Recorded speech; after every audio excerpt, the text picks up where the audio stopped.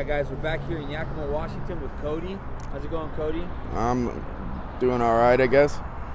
Hey, so before the video, you told me that you're staying on the other side of this bridge right here with this community, right? Yeah. That community's been there for a while. Right. Some of the people are really cool with me. Some of them, well, there's one guy that always treats me kind of rough, but right. It is what it is. Right. How long have you been in that community? I've only been around for like a month now. For about a month? Yeah, and I just been hanging out, and I asked them if it was cool if I put up a tent, and they said yeah.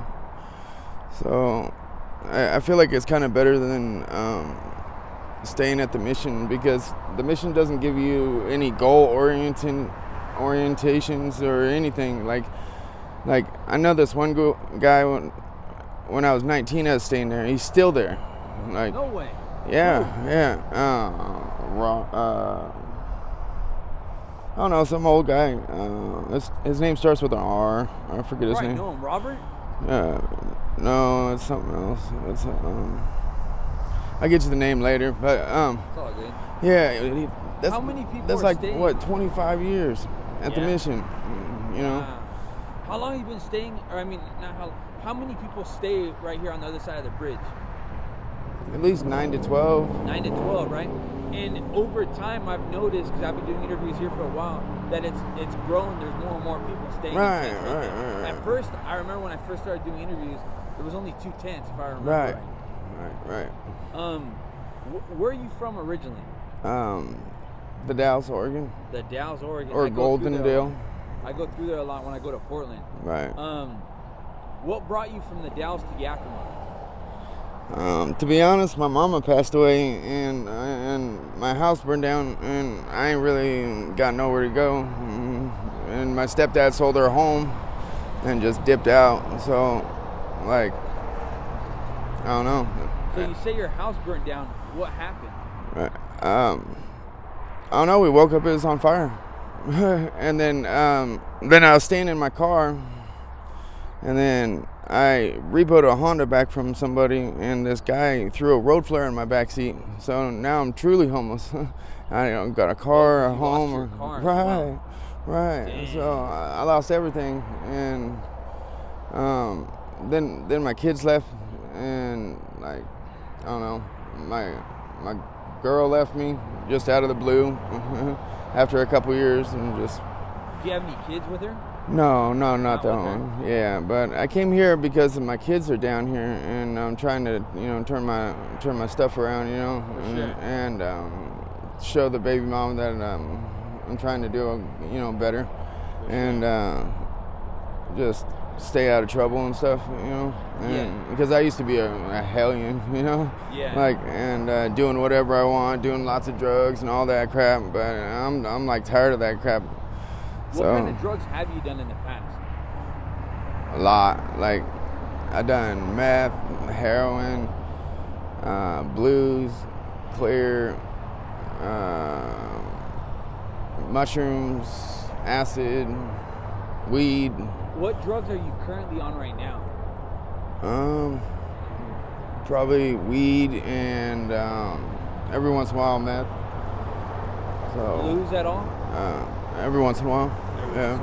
And this community right here on the other side of this bridge, is it known for doing blues or meth? Oh, I don't know. You're not sure? Yeah, they're kind of offstandish with me. But, with you? Yeah, well, not mean, but just like they're not really like telling their business to me. You know what I mean? Right. So I just go to their barbecues and stuff. Sometimes they cook steaks and shit. And like try to hang out and do normal things. Like this one guy, I know over there, he goes fishing a lot, and so I go fishing with him. Oh, okay. Trying to just do the normal thing. So there's a really good group of people back there, and everybody just seems to overlook because like they're either dirty or jobless or whatever, Yeah. And I notice not too many people around here are giving people a chance because of that. How do you feel that average people treat homeless? Like shit. How has your view of homeless changed from before you were homeless to now? It's way different idea. Like, for now on, for the rest of my life, if I see a homeless person in need, I'm gonna help them. Because like I've never been truly homeless. It's always been like living on a couch or whatever. And this winter, like maybe 20 days, 30 days inside. And I spent the rest of the winter outside because no one gives a crap, and just so it was like just deuces. Yeah. And my girl left me and all that. Everybody just turned their back on me. So like pretty much all winter outside by myself. Is your girl, is she in Yakima or in the Dales? She's in Dallasport. Her name is Mindy Jones. But yeah, that's all. yeah. You don't gotta know all that. Yeah, but like she has loved my life, but I guess she sees different. For sure. But How do you feel that homeless treat other homeless? fabulous. That's good. Yeah, like they look out for each other. In this camp that you're currently staying on the other side of the bridge, like we said already, is there stealing? Because I know in other parts of homelessness, No, not in this one. not in this community. No, I haven't seen it. That's awesome. Yeah, That's awesome. yeah. Like one of the homeless guys noticed that I didn't have no food, but I just have clothes and blankets. He actually took time out of his day to go to the store, and he brought me back bratwurst and Twinkies and energy drinks and water and just chips and stuff. You know, like he actually went out and bought me shit, and he didn't want nothing for it. Like, so I was like, wow, man, that's actually really cool. You know, and then gave me a few smokes, even though he was struggling. Yeah. Like you would never ever see like a normal person with a job doing that. Yeah. And then they're like, nah. Or if we asked them for a cigarette, they'd be like, nah, I ain't got a cigarette, even though they just opened a fresh pack. You know. I get that a lot. So. Have you ever overdosed before? Twice. What happened? The last time I overdosed, like, because I just been sad, my mama dying, and everybody just being weird. The ambulance, like, everything was black, and then I seen this guy pop up in front of my face, and I was like, whoa, who's that?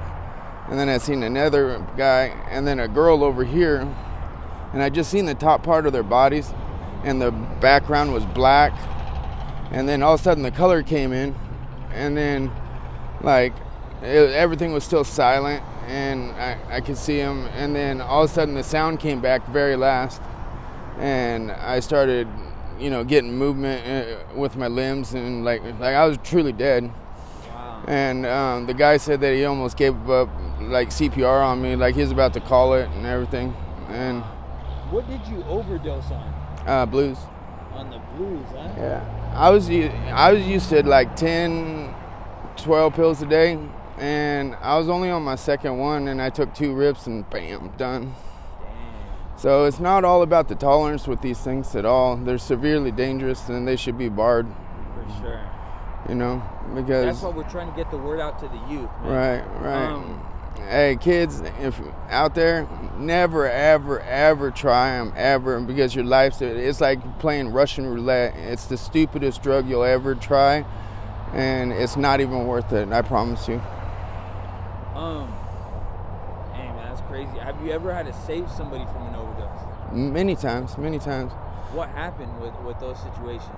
Like, there was a guy, he was taking a bong rip, and he didn't even complete his bong rip, and he hit the floor. And I had to do CPR and Narcan him twice, and pour ice water all over him, and like throw him in a cold shower, and a bunch of stuff just to get him going again. And I fed him, and I let him stay on my couch for the day, you know, and just like. But and then another time, this girl was walking across right here at the mission. Yeah. And she was walking across the cafeteria, and I was watching her, and she all of a sudden just stopped, and it was just like, you know, just fell backwards, and some dude caught her, and I was like, wow. And everybody was like, she's having a seizure. I said, no, she's not, dog. That's the ODing right there, dog, straight up, because if she was having a seizure, she'd be like doing some kind of twitch or something, you know? Yeah, she was still like every muscle in her body was just like she was dead or something, you know? And none of the mission people there, like the employees, knew what the hell to do. Yeah. Like when you do CPR, and you have to do CPR and pump the nasal stuff in the nose at the same time. Otherwise, the stuff ain't gonna like suck into your lungs and all that, and actually work faster. You know. Yeah. And they're just like, what do I do? Well, you yeah, know? Bro, in the moment, like, right. if you're not ready. Right. And they need way more training and stuff. And then, yeah, they're not. A lot of those guys, besides a guy named Eric there, like, I was in the alley down here by the Shell, and that guy took off from work. He works at the Mission, and he ran all the way down the street just to save that guy's life. Like, and he did too. He Narcaned him. Yeah, Eric. He's an employee there. That's so like cool. That guy's the man, you know. Because that's an awesome story. He didn't give a crap about getting in trouble with his work or anything. He was just like, I'm gonna save that fool's life. So he should be like, get a certificate or something, you know, for being cool like that. That's awesome. Do they know that he did that at the Mission? I don't think so. Wow. Right. He just took off because one of the homies came down and got him, and he was just like, hey, I need your help. And he was just like, fuck it, and dipped, you know? And yeah, it was hella cool. Hey, bro, question. What message do you have for family or friends or your children if they end up seeing this video? I love you guys very much, and I miss you always. And I don't know. I just hope you're doing all right. And Dason and Kylie, I love you like more than anything. So don't ever forget that. Would you be okay with doing a follow-up interview in the future, bro? Absolutely. And would you be okay with me posting this on my YouTube channel? Do what you gotta do. Sweet. Thank you for your time, bro. Right.